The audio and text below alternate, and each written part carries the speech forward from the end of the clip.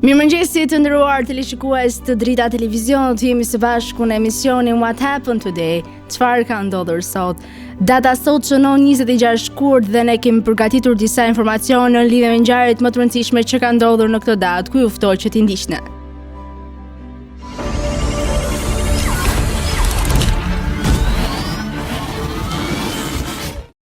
Njëzet shkurti është dita 57 e kalendarit gregorian. Kështu që deri në fund të vitit ka mbetur edhe 307 ditë. Ngjarje 364. Valentinian i parë u shpall perandor romak. 1794. U doq kalaja e Kristianburgut, Kopenhagen. 1797. Bank of England për herë të parë paraqiti monedhat 1 funt dhe 2 funta. 1815. Napoleon Bonaparte iku nga Elba. 1848. U shpall Republika e dytë franceze. 1936. Adolf Hitler në Gjermani hap fabrikën e parë e prodhimit të automobilave popullor Volkswagen. 1952. Kryeministri i Mbretërisë së Bashkuar Winston Churchill deklaroi se kombi i tij ka bombë atomike. 1966. Programi Apollo u lansua AS-201, fluturimi i parë i raketës Saturn IB. 1986. Revolucioni i fuqisë popullore në Filipinë. 1991. Tim Berners-Lee paraqiti shfletuesin e parë të internetit të quajtur World Wide Web. 2004. Presidenti i IRJ-s së Maqedonisë, Boris Trakovski, vdiq nga rrëzimi i aeroplanit afër qytetit Mostar, Bosnia dhe Hercegovina. 2008. Polonia e njohu Kosovën si shtet të pavarur. Lindje 1802. Lindi Victor Hugo, shkrimtar francez. 1861. Lindi Ferdinand i parë, perandor i Bullgarisë. 1934. Lindi Saim Kokona, kinograf shqiptar. 1936. Lindi Adem Demaci, shkrimtar dhe politikan shqiptar. 1954. Lindi Recep Tayyip Erdogan, politikan turk. Vdekje 1921. Vdiq Karl Merger, ekonomist i famshëm austriak që konsiderohet themeluesi i shkollës austriake të ekonomisë. 1931. Vdiq Otto Wallach, kimist gjerman. 1969. Vdiq Karl Jasper, filozof dhe psikiatër gjerman. 1971. Vdiq Ferdinandel, aktor francez. 2004. Vdiq Boris Traskovski, kryetar Maqedonas.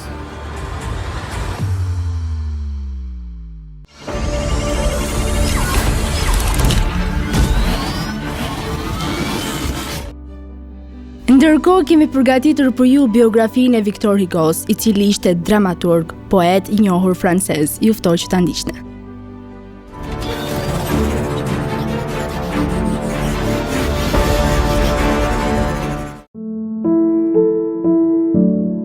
Victor Hugo lindi në Besançon në 26 shkurt të vitit 1802.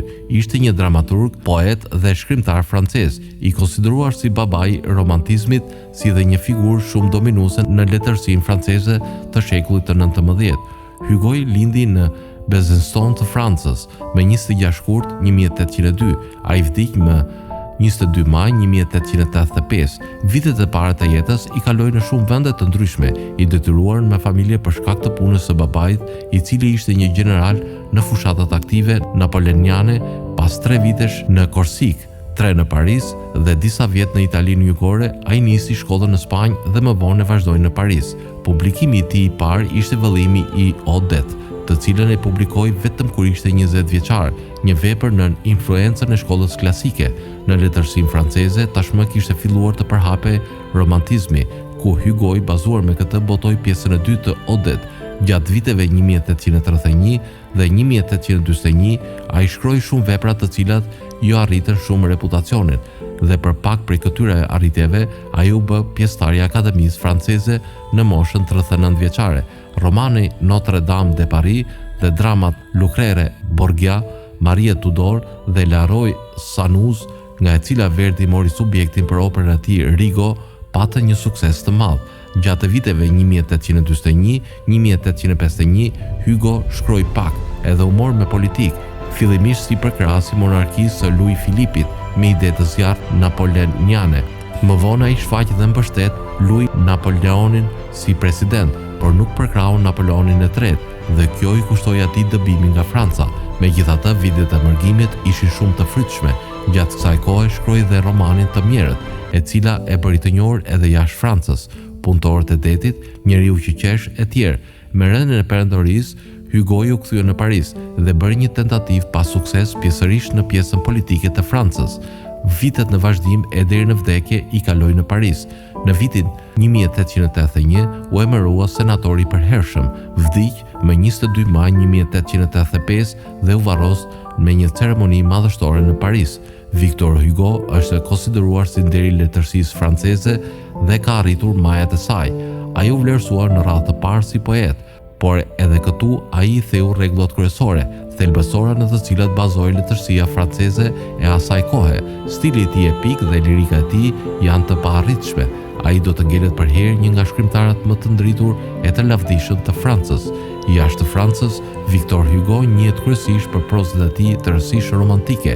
Ai dashuronte antitezën dhe kjo e çonte atë në egzagerim dhe krijon karikatura groteske. Krijimet e tij janë të gjalla dhe shumë të goditura. Shpeshherë romanet e tij janë me detaje teknike dhe me përshkrime të tepruara. Victor Hugoit i mungon sensi i masës dhe kjo duket i qartë në idetë e tij të egzageruara, si dhe mungesën e humorit në të gjithë veprat. Parafërsisht, në këtë aspekt ai nuk ishte kur lider në politikë. Radhitet në një nga shkrimtarët që të prek shpirtit kur lexon veprat e tij.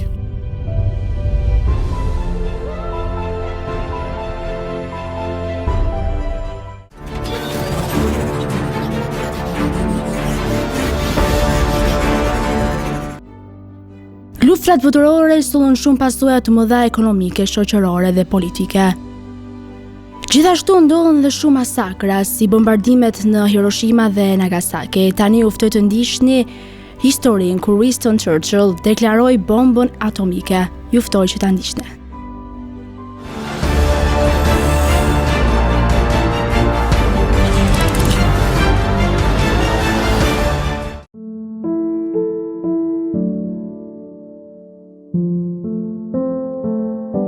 Winston Churchill deklaroi bombën atomike.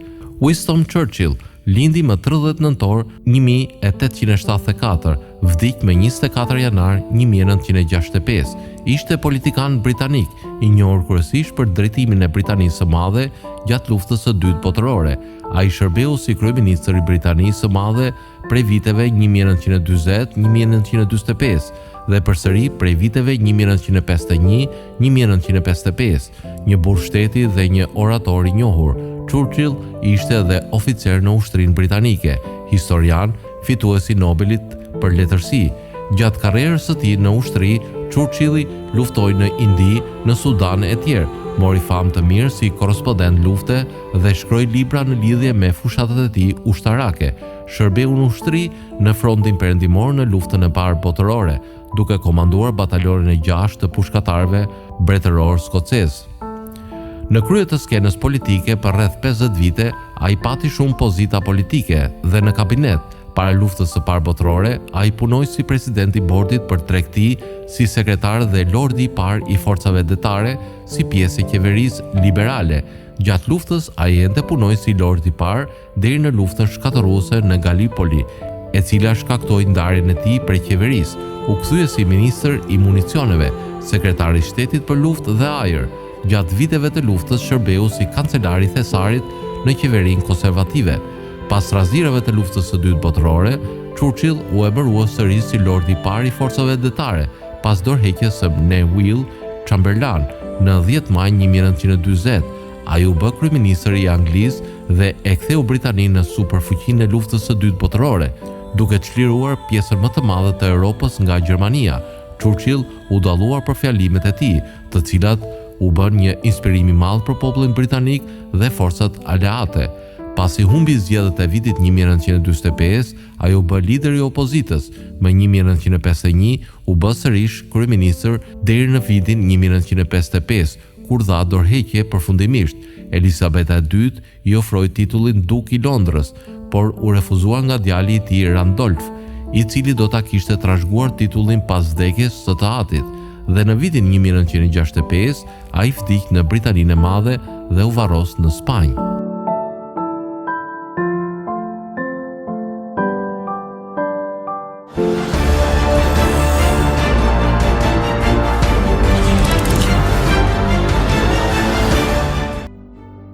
Tani të kalojmë në rubrikën edhe shëndeti. Sot kam përzgjedhur portfolio dhe vlera ushqyese të karafilet.